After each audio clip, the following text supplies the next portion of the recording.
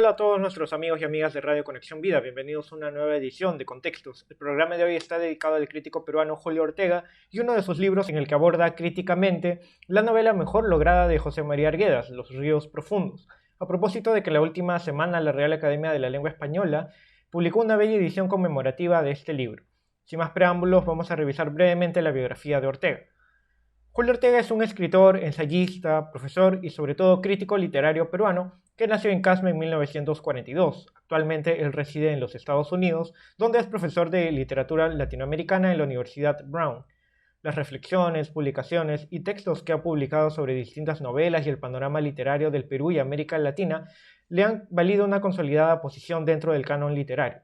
Si bien se encuentra en el extranjero desde 1989, Ortega también ha sido profesor en la Universidad de Texas y ha ejercido docencia en otras casas de estudio como las de Cambridge, Salamanca, la Católica de Chile, entre otros. Sus estudios abarcan en general la literatura peruana con autores como Alfredo Bryce Echenique, César Moro, José María Arguedas y también otros como Jorge Luis Borges y Nicanor Parra en la región.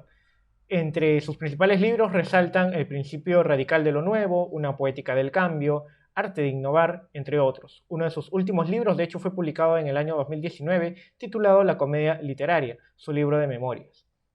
Bien, ahora vamos a analizar un libro suyo que fue publicado en 1982 y tiene por nombre Texto, Comunicación y Cultura, Los ríos profundos de José María Arguedas. Se trata de un libro breve de 130 páginas aproximadamente y que fue editado por el Centro de Estudios para el Desarrollo y la Participación.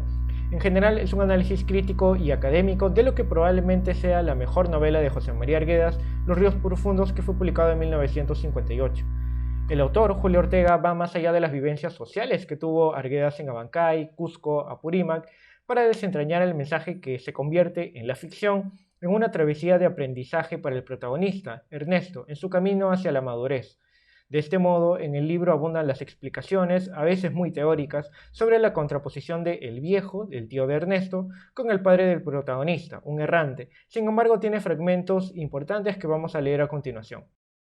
El conflicto, no obstante, no es simplemente entre los objetos indígenas y los hispánicos. Esta oposición depende, más bien, de la percepción cultural y del orden en que esos objetos es culturalmente situado. Por ejemplo, el canto de la mariangola, la campana legendaria de la catedral cusqueña, a pesar de ser un objeto hispánico, funciona en el orden cultural que el niño está sosteniendo. Ante su canto, leemos: la tierra debía convertirse en oro en ese instante. Yo también, no solo los muros y la ciudad, porque el canto se acrecentaba, atravesaba los elementos. De inmediato este mensaje de la campana convoca en la memoria a otras campanas de pueblos indígenas. Pensé que esas campanas debían de ser illas, reflejos de la mariangola, que convertiría a los amarus en toros. Desde el centro del mundo, la voz de la campana, hundiéndose en los lagos, habría transformado a las antiguas criaturas. El pasaje es ilustrativo, anuncia el sincronismo religioso implícito en esta percepción que, por cierto, está hecha de elementos nativos y elementos hispánicos integrados en un mestizaje variable, pero cuya organización no deja de ser básicamente andina. En este caso, el canto poderoso de la campana hispánica ha convertido a los amarus, serpientes, elemento quechua, en toros, elemento hispánico. La conversión puede ser alegórica, pero la explicación sigue siendo mítica, propia del pensamiento andino. Al mismo tiempo, no es menos evidente que este canto evoca también a mis protectores, los alcaldes indios, y esta es otra imagen tutelar del mundo sustantivo que ha incorporado también las campanas a su comunicación mítica. Ya vemos, pues, que no es meramente lo indígena y lo hispánico lo que está en disputa, sino dos órdenes que pueden incorporar a su percepción y modelización elementos de una y otra fuente de información. El mismo Ernesto vivirá el conflicto de definir un orden en el espacio del otro. Como explica el autor, la esencia de la novela no es la confrontación de dos culturas, sino su síntesis y cómo ambas expresiones se amalgaman y sirven al protagonista para sus reflexiones. La influencia hispánica es pretexto de la remembranza de Ernesto y la nativa, la indígena, irriga todo el sentido, el tono y la escritura de la novela. Esta sensibilidad prima sobre aquella, hay que reconocerlo, pero tampoco niega lo traído desde España ni la soberanía del sentimiento indígena de una constante reafirmación a lo largo de la historia. Vamos a ir ahora con la segunda cita del programa.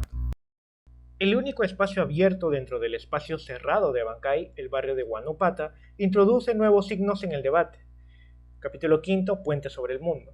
Es un barrio vinculado al mercado, donde están las chicherías, espacio antioficial, en él se conjugan indios, cholos y mestizos, barrio alegre, lugar de intermediación étnica y social. Este es un espacio de activa comunicación. Entre los indios siervos y campesinos y los mestizos y señores de la ciudad, este lugar es un tercer ámbito social. No parece señalar una mera instancia de transición entre uno y otro estrato étnico y social. Parece, más bien, un estrato propio, el que corresponde precisamente a la intermediación y al intercambio, a la cultura popular del mercado, en parte al estrato cholo de la sociedad peruana. Es revelador el que este espacio cultural aperture una de las alternativas dinamizadas por el conflicto, la rebelión de las chicheras. También es interesante que sean las mujeres, cuyo rol intermediario es más intenso, quienes cumplan esa ruptura del sistema. Por lo pronto, el canto es aquí una primera forma comunicativa. Los viajeros piden a los músicos huaynos de sus regiones, pero al ser interpretados adquieren el ritmo de la música de Apurímac. Los ritmos, las entonaciones, son distintos según los pueblos y señalan la identificación regional, que es una marca muy fuerte en una sociedad desarticulada nacionalmente. Incluso en los huaynos de regiones desconocidas, es perceptible el carácter del lugar que actúa como verdadero emisor.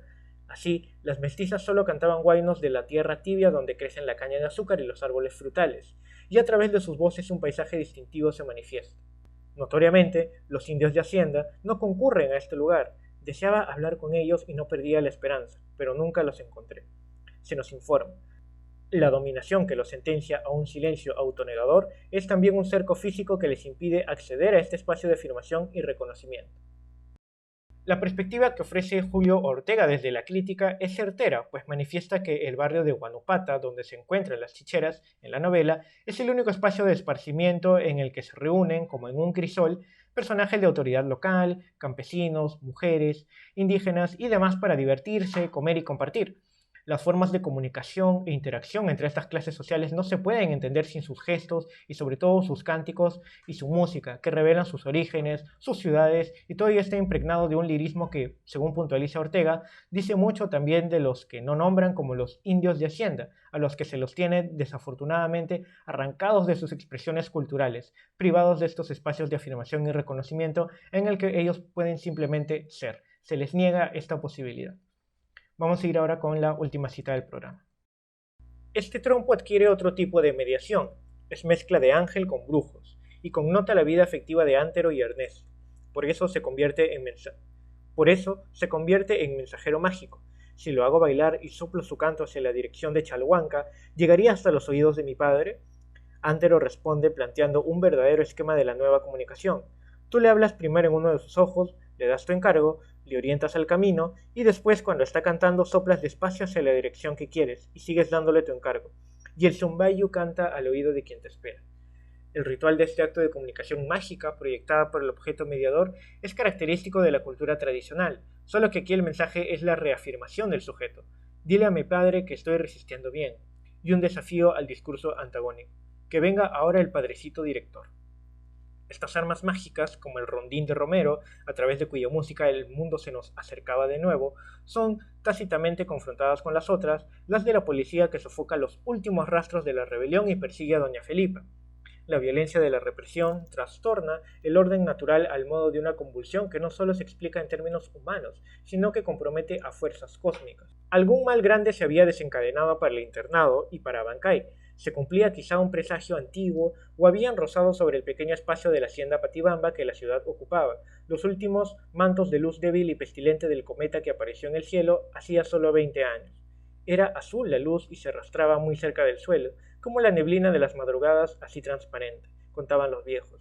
Quizá el daño de esa luz empezaba recién a hacerse patente. Abancay, dice, ha caído en maldición, había gritado el portero estrujándose las manos. A cualquiera ya pueden matarlo. Aquí lo importante es el hecho de que el fenómeno natural, extraordinario para la cultura tradicional, sea empleado para buscar una explicación a la violencia. El autor expone la función que tiene el zumbayu en la novela, el trompo, como un elemento mágico que trastoca toda visión que tiene Ernesto, el protagonista, así como su amigo Antero.